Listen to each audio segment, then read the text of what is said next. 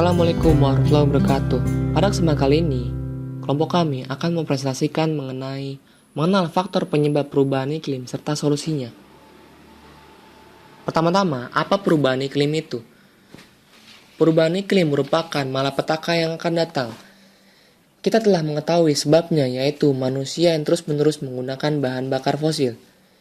Kita sudah mengetahui sebagian akibat pemanasan global ini, yaitu mencairnya tudung es di kutub, meningkatnya suhu lautan, kekeringan yang berkepanjangan, penyebaran wabah penyakit berbahaya, banjir besar-besaran, koral bleaching, dan gelombang badai besar. Kita juga telah mengetahui siapa yang terkena dampak paling besar, yaitu negara pesisir pantai, negara kepulauan, dan daerah negara yang kurang berkembang. Selama bertahun-tahun, kita telah terus-menerus melepaskan karbon dioksida ke atmosfer dengan menggunakan bahan bakar dari fosil.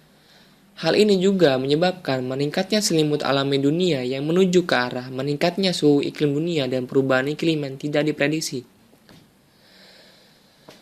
Faktor penyebab perubahan iklim yang pertama, gas rumah kaca. Yang kedua, rusaknya kelestarian hutan. Yang ketiga, menipisnya lubang ozon. Yang pertama, gas rumah kaca. Pada tahun 2007, Indonesia dianggap salah satu negara penghasil emisi gas rumah kaca terbesar di dunia. Di Indonesia, banyak hutan yang dikonversi dan pengeringan lahan gambut menjadi lahan pertanian. Selain Indonesia, negara penghasil emisi gas rumah kaca adalah Amerika dan Cina. Emisi yang dihasilkan kedua negara tersebut 2 kali lipat dari emisi yang dihasilkan Indonesia. Emisi gas rumah kaca kedua negara berasal dari penggunaan bahan bakar fosil untuk industri di negaranya. Seorang peneliti mengatakan terjadinya banyak pembakaran hutan pada lahan gambut menyebabkan pelepasan karbon dioksida sebanyak 734 ton per hektar yang berasal dari karbon yang tersimpan di vegetasi sebesar 200 ton per hektar.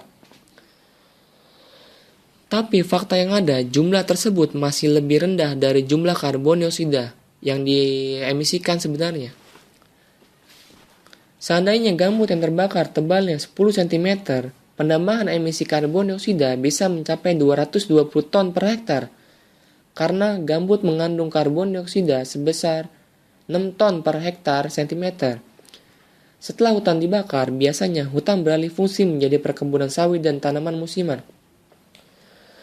Cara pengolahan lahan juga mempengaruhi besarnya emisi karbon dioksida yang akan dihasilkan berikutnya. Ini adalah proses terjadinya gas rumah kaca.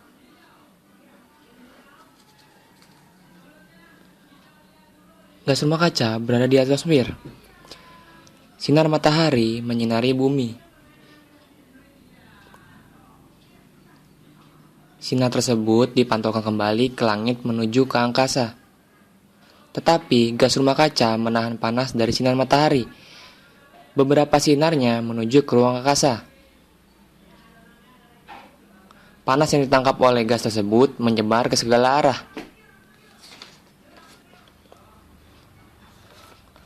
Tambahan panasnya menjaga temperatur bumi agar seimbang. Jadi, apa yang telah manusia perbuat?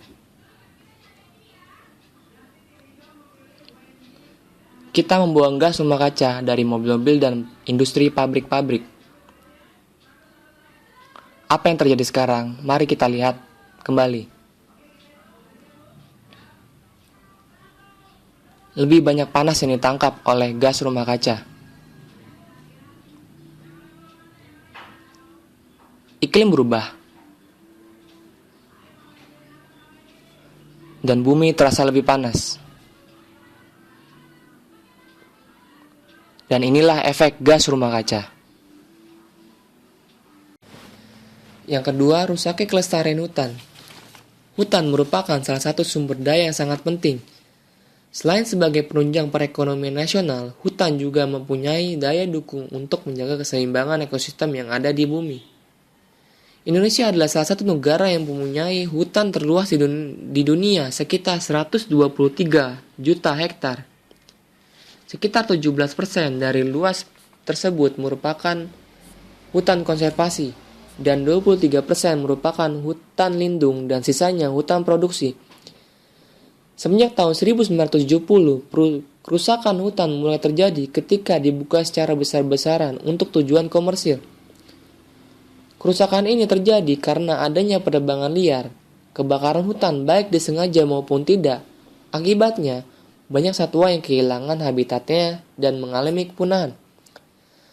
Pengundulan hutan yang juga mengurangi penyerapan karbon dioksida oleh pepohonan di hutan. Yang terjadi adalah emisi karbon meningkat hingga 20% dan mengubah iklim sebagaimana kita rasakan di tahun 2013 ini. Iklim berubah secara siklus hidrologis dan mikrolokal dan menyebabkan kesuburan tanah berkurang. Yang ketiga, menipisnya lapisan ozon. Lapisan ozon adalah lapisan di atmosfer pada ketinggian 19-48 km di atas permukaan bumi yang mengandung molekul-molekul ozon. Konsentrasi ozon di lapisan ini mencapai 10 ppm dan akan terbentuk akibat pengaruh sinar ultraviolet matahari terhadap molekul-molekul oksigen. Ozon adalah gas beracun, sehingga bila berada di dekat permukaan tanah akan berbahaya bila terisap dan dapat merusak paru-paru. Sebaliknya, lapisan ozon atmosfer melindungi kehidupan di bumi karena ia melindungi bumi dari radiasi ultraviolet yang dapat menyebabkan kanker. Oleh sebab itu, ilmuwan sangat khawatir ketika mereka menemukan bahan kimia CFC yang biasa digunakan sebagai media pendingin dan gas pendorong spray aerosol yang dapat memberikan ancaman terhadap lapisan ini. Bila dilepas di atmosfer, zat yang mengandung klorin akan dipecah oleh sinar matahari yang menyebabkan klorin dapat bereaksi dan menghancurkan molekul-molekul ozon. Setiap satu CFC mampu menghancurkan hingga 100.000 molekul ozon. Oleh karena itu, penggunaan CFC dalam aerosol dilarang di Amerika dan negara-negara lain di dunia. Bahan-bahan kimia lainnya seperti bromin, karbon, dan juga nitrogen oksida dari pupuk juga dapat menyerang lapisan ozon. Menipisnya lapisan ozon dalam atmosfer bagian atas diperkirakan menjadi penyebab meningkatnya penyakit kanker kulit dan katarak pada manusia, merusak tanaman pangan tertentu, mempengaruhi plankton yang akan berakibat pada rantai makanan di laut. Solusi untuk mengatasi pemanasan global yang pertama, mengurangi pemakaian bahan-bahan fosil secara drastis. Bahan-bahan fosil dianggap sebagai faktor utama global warming karena pembakaran yang dihasilkan karbon dioksida. Salah satu yang bermasalah adalah mobil. Oleh karena itu, banyak organisasi-organisasi berbasis lingkungan yang melarang penggunaan mobil. Yang kedua, mengurangi deforestasi. Deforestasi atau perusakan hutan mengakibatkan terganggunya hutan penyerap karbon dioksida di samping meningkatnya kemampuan terjadi banjir dan tanah longsor. Untuk itu diupayakan untuk menanam kembali hutan yang gundul atau reboisasi. Yang ketiga, memperlakukan standar emisi kendaraan bermotor. Semenjak tahun 1990, negara-negara Eropa telah memperlakukan standar emisi kendaraan bermotor yang disebut Euro. Fungsinya adalah agar mobil-mobil yang beredar memiliki emisi gas buang yang kurang lebih sama. Konsekuensinya, kendaraan yang tidak memiliki standar emisi yang berlaku harus membayar pajak yang lebih besar.